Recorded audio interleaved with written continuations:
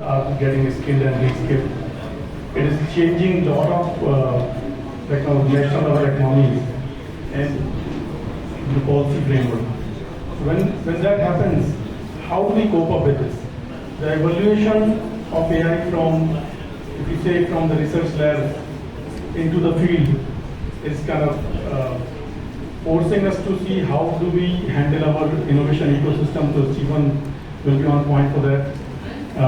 How do we kind of creation of human from the gods, and that's where India will play a role on the global dais. Right? So we'll talk about all that without really talking too much about it. I have just kind of level set. I know the topic was only AI and enterprise, and emerging technologies. What I did is I just said, how do we shape innovation? How do we talk about the governance, and then how do we be ready at the country level as well as the globally for the talent for the future? Right. So I know some young kids were there, and then they're already talking about AI. Thank you so much for reading. But with that, Amy has done my job easy to introduce all the here. So I will not go in there.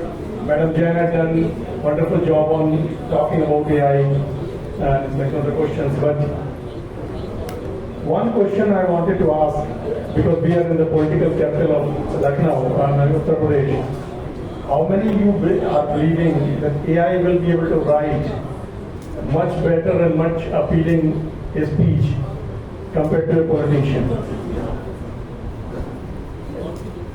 Is my question clear? Do you think like in the next 10 years also AI will be at the point where AI can write a better speech than a politician? No, not at all. Because there's a reason behind it. Okay. We'll not go in the reason. Okay. Okay, there was another one like this comes from my daughter. How many of you are excited about AI and how many of you are worried? And do you think AI should be allowed to finish my homework? Okay. Yes, everything. Okay. So I'll let her know that there's support here. Yes, definitely. I was talking to her last night and then she was like, okay, how do we kind of go about it? Okay. To your first question, I would say that my boss, the president of our organization, his son recently got married, and he turned to artificial intelligence to write the wedding speech. So it was an all AI. There you go. So he played very smart. So if it goes right, he can take the credit. Sorry, I interrupted. Not only that, a lot of speeches of politicians in India are currently they are written by AI. So I know some minimum 3 politicians who turn to AI, write their speech, write their post, and post on Twitter. Even new authors are coming up. Even new authors are coming up with lots of books. Right. Yeah, exactly.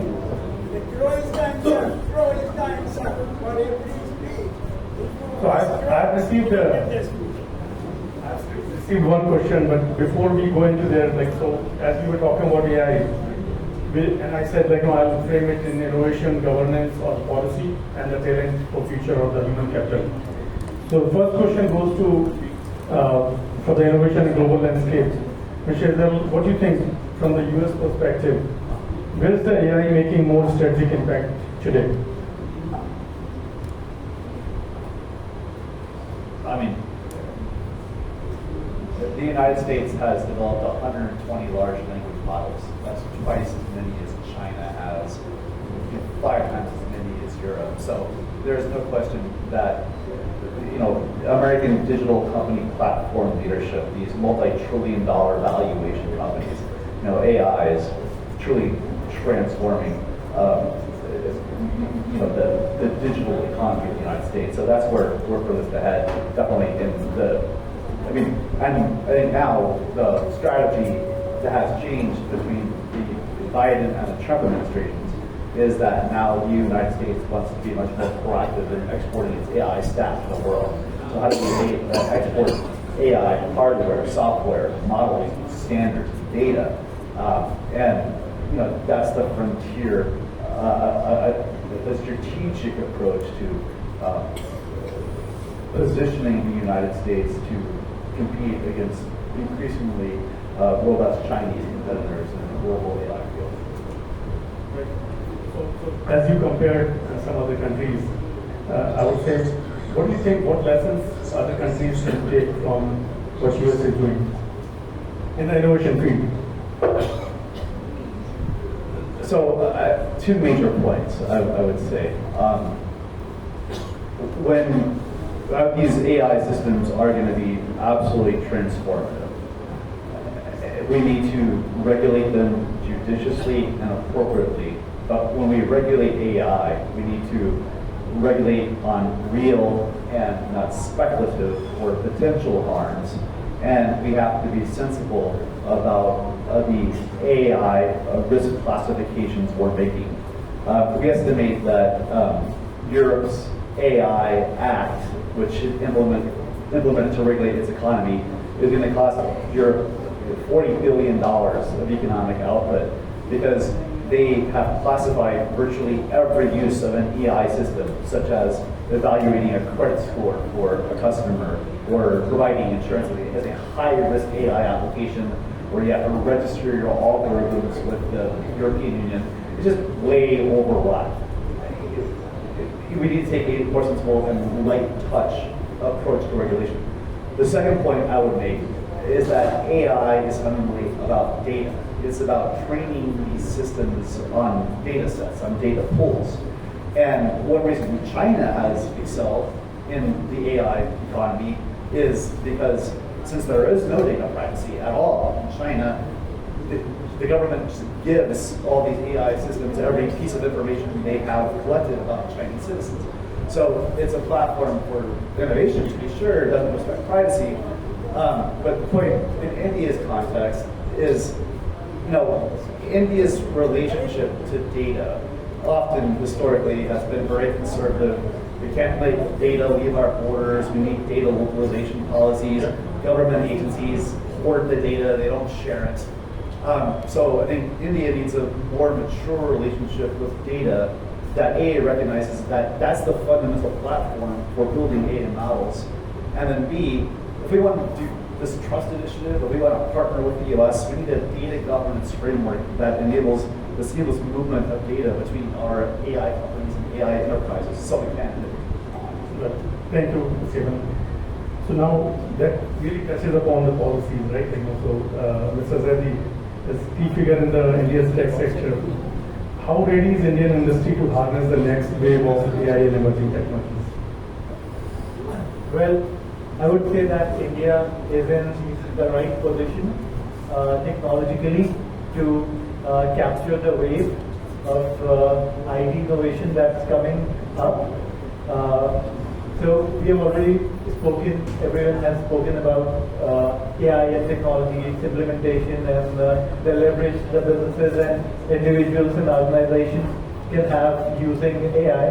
But when it comes to really tapping the potential of artificial intelligence, government regulations like Mr. Aitul already brought to everyone's notice that India has really tight regulation, not just in technology and AI, but in most of the sectors. And it's also required, by the way, because historically there have been instances where having such regulation in place have been necessary. For example, in aviation, in medical industry. But right now, if we really want to leverage and truly unleash the AI potential and have India as one of the forerunners in AI technology, then the government policy needs to consider the relationship with data, like Azil pointed out, that India has. So, because data is the fuel that goes into this monster called AI. So, with data being the fundamental basis, it's really important that, and without an ease in government regulation, it's really difficult to source ethical data and provide it to the AI agents and AI models so that they can enhance and they can go to the next level. Because I think the next breakthrough that's going to come in AI is at an intersection of AI with other emerging technologies like blockchain, IoT, biotechnology, right? So for that to happen, a lot of new data has to be fed to these AI agents and AI models. So that's what I have to say about where we are headed and what should be done in this direction. The direction is right, but The direction is right, but to pick up the pace, the policies also have to be favorable. Right? See, this is a double-edged sword. So there have been instances where AI has really jumped the gun, right? So there are some flaws with AI, like hallucination. When AI doesn't have sufficient data, it makes up data, right?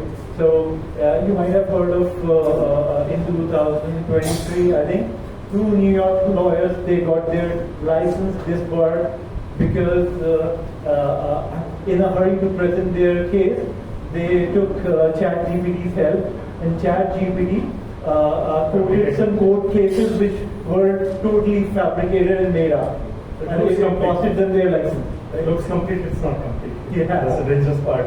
Yeah. And so that gets me moving into more of like the readiness of data and all, and then touching upon talent for the future. So I'll move on to our professors. Mr. Dixit, what do you think? Like, the AI is using, banking sector, as well as like, how do we kind of move forward with this industry?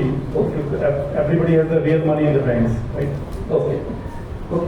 My name is Pramod Dixit and I have worked for the Punjab National Bank in the DBA position, which is for the security reasons, as information security, and also the backup and recovery, and for the disaster recovery center, how to make things safe. Earlier it was really very difficult task, and we have to do all the things almost manual sort of work which we are doing. But ever since the inception of AI, the most of the work has been automated from that. Especially in the information security, wherein you must have received some phishing mail, and people are, they are very susceptible to, and they're showing their OTP kind of things. Recently, I do not want to take the name of the bank for the obvious reasons, but a ransomware, you must have heard this word, the ransomware has attacked into that particular bank's data center. And believe me, if the predictive AI app was not there, that was developed by the Infosys software company, I believe me, that bank will be in the lurch and anything, and it was very difficult to come out for that. And because of AI, the banks are becoming more and more secure, especially because of the generative AIs and things of that. Earlier, what happened as a backup and recovery centers, the blocks get corrupted, and it was very difficult to identify which block is not working properly. Thanks to AI, all these reports are generated for the health of the database. In no time, you get what is going to be happening in future. So especially the fintech area is really getting most important things from the artificial intelligence, and we are thankful to the AI technology. Thank you, sir. So I think, Dr. Singh, the question is for you for the future of the talent trade. Recently we were talking earlier. I wanted to ask, what does it take to move the needle from being user of the AI to the creator of the AI, and how to kind of really shape the future of the AI? So how to get about talent? There are some investors over there who are already doing it, but from the direction perspective, what you suggest? Right from user to the creator and the shapers of the AI. We need scaling in both the domains, you can say. Apart from making them creators, we need to develop a lot of users. We need to train a lot of users to use this as a tool. So I normally set this to each and everyone around me. And यहाँ भी वही बोलूँगा. This is just a tool like a पेचकस. So this is, imagine, this is a screwdriver. And imagine, ये अभी नहीं था and you start opening a screw within your nails. तो अभी तक जो हम लोग काम कर रहे थे something like that. But after using AI as a tool, specifically मैं बात करूँगा, AI as a tool, you can definitely do a lot of your work, you can automate your task. Someone asked what's the difference between automation and AI. Automation is a task which can be done by AI. And a lot of different tasks can be done by AI, like writing poems, drawing, art. These all things can be done by AI. बीबी ने एक बहुत अच्छी बात बोली थी, पढ़ी थी उसने और बहुत अच्छा बोला। मुझे लगा AI आएगा तो वो खाना बनाएगा, AI आएगी तो वो खाना बनाएगा, वो पोछा लगाएगा, और मैं कविता लिखूंगी और मैं पेंटिंग करूँगी। यहाँ उल्टा हो गया है, AI पेंटिंग कर रही है, कविता लिख रही है, writing poem and painting, and housewife and even us also we are doing household chores for like example cooking etc. So definitely we need to use lot of tools for different tasks, starting from cooking to writing poems. For some is readily available. So we need lot of talent in how to use AI as a tool area also, not only development. And second point, yes, we need lot of talent in developing tools for India also, as Stephen correctly said, that they have developed lot of LLMs. They have used lot of books to develop LLMs without asking the writers to use. Do they use their books of what? And there is the flaw. That's why the government is regulating the things. So we need to teach our students what is IP, what is intellectual property, and how to be in the limits of IP, how to be in the limits of data privacy and data protection. That's the norm in India. So that they also can be better developers without using AI or without using the training data written by someone else. And India is in better position because we not only teach our students knowledge, but we also teach wisdom. हमारे यहाँ intelligence से बात नहीं होती है, हमारे यहाँ विवेक का काम जाती है, इसलिए I think they are in a better position. Our students are in a better position because they know wisdom is a greater thing than intelligence. So that's an excellent point, and having that gets me moving to ethics, safety, and the governance, right? Which I think a lot of us have been speaking about.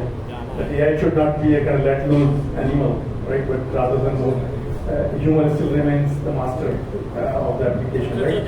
Just let me add one more point. That screwdriver, imagine AI as a tool simply like a screwdriver that can be used for better purposes also, and that can be used for negative purposes. So yeah, that's a dual sword. So now, because the questions from the audience, in addition to the other ones which I collected earlier, one question came is, as we know that we cannot, as of yet, give AI the ability to take action without human permission. Because it takes most efficient action which might always not be appropriate. So the ethical use of AI is the kind of topic. Should we and can teach AI morality, human values and societal norms using reinforcement system as a good way to rely on AI? This is an open question. So this ethics in AI have always been a hot topic. So there have been a lot of voices pro and against it. Now, as far as ethics goes, AI by itself is not unethical. It's not going to lie on purpose. It's not going to cheat on purpose, right? But there are some flaws in AI, like the one I just talked about, hallucination. Then there are some security risks, like prompt injections. Hackers, they nowadays, rather than hacking the database, they try to hack the conversations. They would trick GPTs, LLMs, into revealing sensitive information. Try to ask them questions which would lead to them revealing admin passwords and IDs, or the training data and things like that, right? So the question that you asked is very interesting in the sense that there is a possibility that with refinement, AI could be taught to be more ethical and responsible. but there are always risks. And those risks come from the humans who would either try to misuse it or who would, unknowingly let AI engines have access to data that they should not have. So it's not just about ethics in AI, it's also about ethics in humans who are using, building and implementing it. Very, very well put, very well put. So I think when we were in the college or in the schools, computers were coming in and then we were like garbage in, garbage out and gold in, gold out. Right? So that is still holds good for the machines. So when the computer came, there was a lot of talk about computer taking the job, humans becoming redundant, no need for labor workforce and things like that. So we see that the same kind of conversation is coming up around AI also. But I would like to add that the strength of AI is not taking away the job. The strength is enabling people to do high-level thinking and let the AI do the repetitive and operational tasks for them.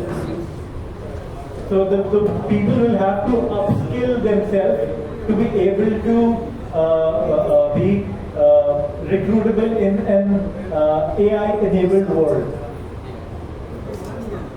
So next question I would add. Okay. One point to that. As you said, when the internet emerged, there was great concern about the internet's likelihood of causing job loss. But economists who have looked at the question have found that for every one job the internet has destroyed, it's created 1.2 jobs. Technology has been disruptive, it's caused job loss and churn and change, but on net, it has created jobs. Very nice. So the next question goes to you, Stephen. The audience has sent it to you, the first part. Can AI be used to solve the hands-on problem of consciousness? My think tank's view on this matter is we are not likely to see an AI super intelligence or what's called artificial general intelligence, a sentient intelligence being anytime soon. If it's ahead, it's 5 decades ahead. The point to make here, I think, is when you engage in AI system, there's not like a standard of care, there's not a consistency in response. It's one reason that AI systems have been taken out of some healthcare environments, because the system can't respond on a consistent basis. And situations like that suggest that it is a call and response system, not a sentient entity that consistently delivers a solution or a response. It may build different processors. A very interesting point here, let me explain it to you. So, Stephen has talked about 2 different things. He's talking about artificial super intelligence, which will be there in around 2030. We think it's much further away, but as a researcher, I think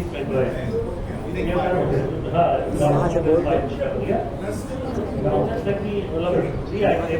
so he is saying only when artificial super intelligence will be there, only then we can provide consciousness to the system. And he is very much right. We are moving towards that, but currently there is no technique developed. Thank you. So I think as a rapid round now, and a bit of sensitivity around the time, Stephen has to go, but we can go to a quick one-line statement from each of you. Can it differentiate between knowledge and understanding? So I know Dr. Singh has kind of touched upon wisdom versus knowledge one. Any thoughts? Yes, currently is doing that. There is a tool named GPT which generates content, and there is a tool named Zero GPT which captures the content generated by the GPT. So there is a tool positive response of that negative things which is generated by these type of things. So yes, definitely knowledge and understanding problem will be solved in next year, and AI definitely will do that.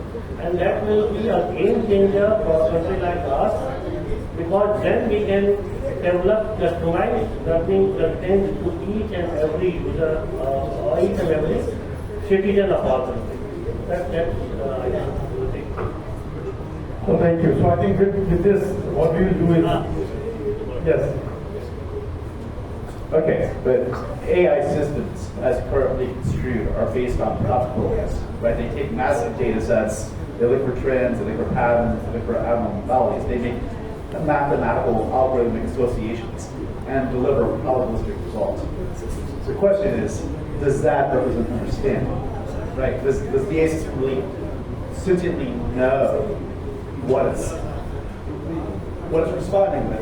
Or is it just giving a likelihood of an accurate response? And that's why you have these hallucinations, or it's a set of responses. That's why we think there's a very long way to go before we truly get to this super intelligence that has an awareness of the objective truth of what it's responding to.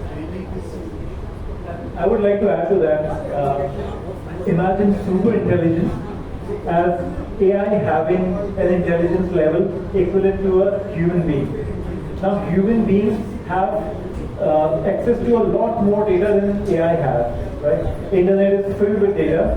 AI has huge data set available to train, but audio visually sensors that humans have provide them access to audio visual data continuously as long as they are awake, right? So reaching that level is going to take some time. So I agree with Stephen that super intelligence is might not be as close as we think it is, and might not be as easy to achieve as the things are progressing. But that's just my opinion. I mean, if 2 years ago someone would have asked me that, can AI be as intelligent as it is now, I would have said no, but it is. So as far as development in AI goes, we can't be sure, but by the look of things, it seems like that it's still a long way to go. Let me define myself. If I can, so better है.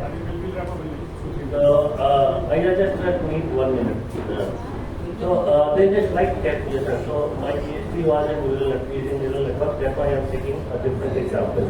I think you can understand that idea. So ChatGPT 1 was built on around 0.5 million neurons. ChatGPT 3.5 was on 100 million neurons. 1 and 3.5, the difference is around 5 years. Human brain has around 10.6 billion neurons. So you can just imagine the exponential. You can just e to power x, and you just want to calculate x. Whenever this 100 million neurons, 100 million is चूहे का brain में 100 million neurons होते हैं. 0.5 है मेढक के brain में. तो मेढक के brain is ChatGPT 1. चूहे का brain is चूहे के brain को आप 1 लाख किताबें पढ़ा दें तो that's ChatGPT 3.5. 3. 4 is another 100 million neurons, around 200 million neurons. उसको हम लोगों ने 10 लाख किताबें पढ़ा दी.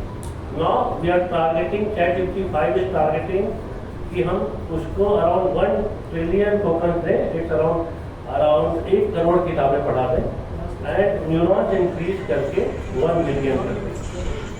So you can see the exponential curve. So in next 5 years उसके पास 10 to the power 6 billion neurons होंगे और उसके बाद 1 trillion किताबें होंगी. तो सिर्फ उसको एक चीज पढ़ाना बचेगा wisdom. Audio-visual data is also doing that. Make a good pattern. Yeah, before Renu starts shutting off the audio-visual system, I would logically conclude it, right? So then, first of all, I'm amazed to see the activeness from the audience. Thank you so much, guys. Right, because it's a very sleepy topic sometimes. Thank you so much, and thank you, panelists, for the incredible insights you have provided on the relevant topic. I know it's not end here. Let's keep this conversation going beyond this room, and we are not accessible to the association, so please feel free to reach out. Thank you so much. Thank you, Dr. Panel. I will request you please be seated and because Mr. Stephen has some assignments and he has to go there. So I think we give a huge round of applause to give Mr. Stephen and give the time and speech about what they are. We continue this panel discussion.